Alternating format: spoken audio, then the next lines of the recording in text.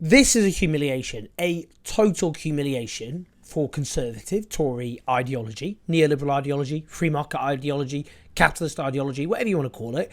Now, the Conservatives have been forced to admit that a key plank of what they believe in has failed, and that is the P word, privatisation.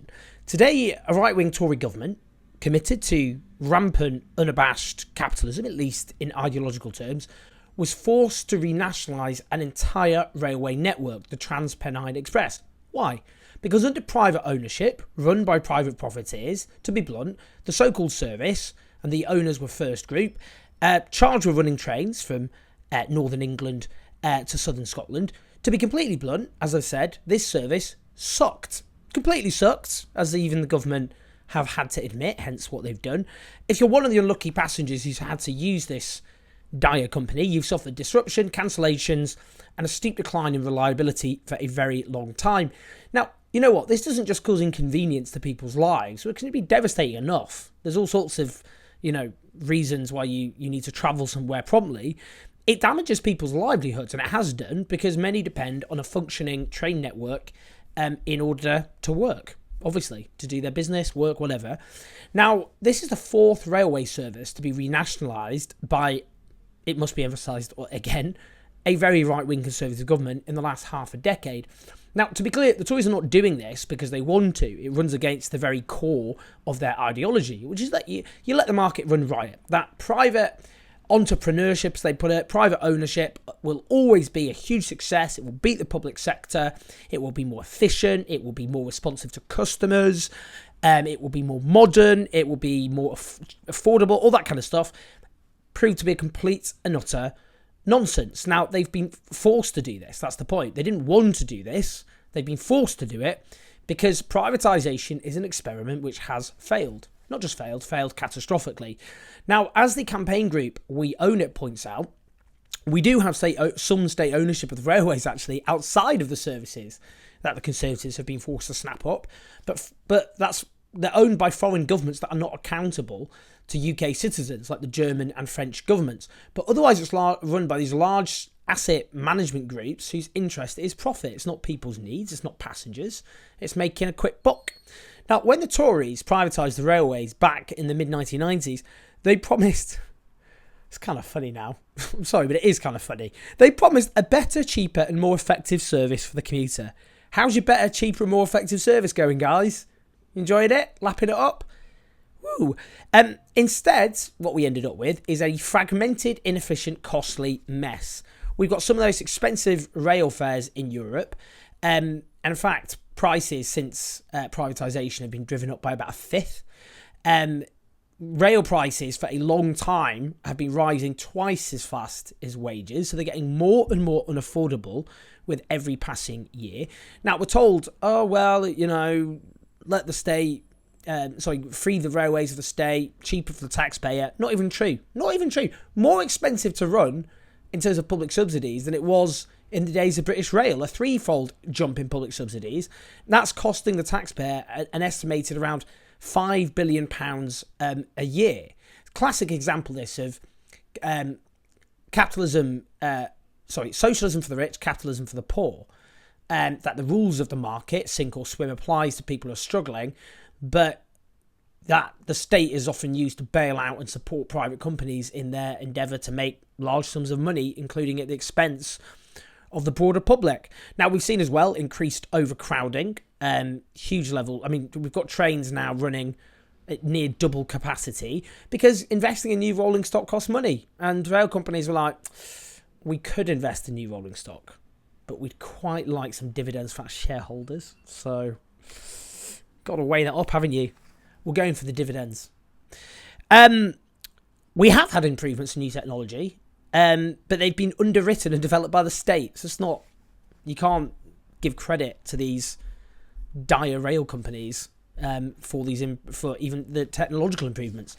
To be clear, it's not just rail where privatisation's failed.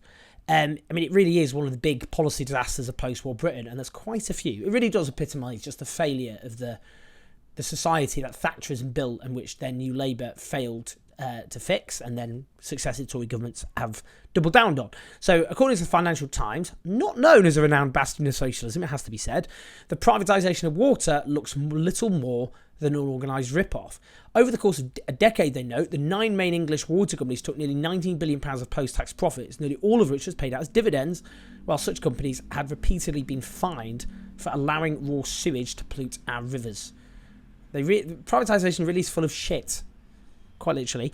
Since privatisation, household water bills have soared by 40%, costing consumers well over £2 billion more a year than if the industry had remained in public hands. Great, tremendous stuff. Or take energy. It's been estimated that an electricity price is between 10 and 20% higher than if privatisation never happened. Britain's got one of the worst records in fuel poverty of any European nation. The rate of British pensioners dying from extreme cold each winter is double that of Finland, a country with a far colder climate. They don't have the Gulf Stream like we do.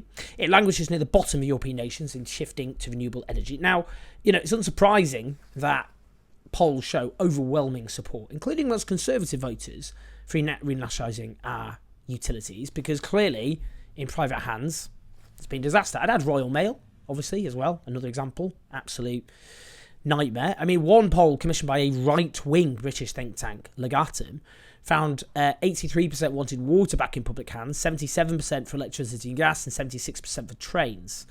Full half of the population want the banking system nationalised. I mean, what we did there, again, socialism for the rich, capitalism for the poor, was when the banks crashed the economy, the state went and bailed them out, but not in order to, actually create a public banking system responsive to people's needs that could actually transform the economy, but instead just until they could flog it all off again. Now, Labour are actually promising to bring the railways back into nationalisation. The Shadow Transport Minister, Lou Haig, who represents the seat I was born in, Sheffield Heeley, said the next Labour government will bring our railways back into public ownership as contracts expire. I don't think they're going to call that a pledge. Keir Starmer likes his pledges. I think it's just twofold. Obviously, I don't trust a single thing that Keir Starmer ever says, because he is pathologically dishonest. He made a series of pledges which he has rode back on. I'm also sceptical, as he's previously said when himself asked about rail nationalisation, that it would be brought back into public hands only in the sense they'd accept the status quo of the government having brought sections of the railways into public hands. So they need to be held to account there, because I don't trust anything that they say. And until the entire railway network is renationalised and integrated, I won't trust them. Finally, what I'd say is this is an opportunity to talk about another form of public ownership. Not the old form of nationalisation, which was top-down and run by bureaucrats, but democratic ownership, where it's service users and, in this case, passengers and workers together helping to run the railways, making sure it runs in the interests of those who use it and who work on it, who have overlapping needs. For example, making sure the railways are safe. Expanding the railways is good for workers. And also, of course, good for the public. It's good for the climate. More people using public transport, less people using cars. Good for people's standard of living, because rail fares are eating into our living standards. We need to talk about democratic public ownership. I don't want to go back to top-down nationalisation, which people didn't feel they had a stake in, so it was easy for Thatcher to flog off. And that's the form of new, modern, 21st century socialism that I'm particularly interested in. Socialism, for me, means you extend democracy as best you can, and you think that you don't accept that capitalism and democracy are compatible, because what capitalism does is concentrate wealth and therefore power in the hands of a few. And we have these unaccountable big rich people who obviously have huge amounts of power at the expense of the rest of us. So let's have democratic ownership of our railways and our other utilities, and let's hold Labour to account on this, but also demand that they reverse the privatisation of other utilities and bring them into democratically run public hands. Thanks as ever, everyone. Thanks for watching or listening. Do like and subscribe on the podcast. Do leave us a review. And support us on patreon.com/Jones84. I will see you all soon.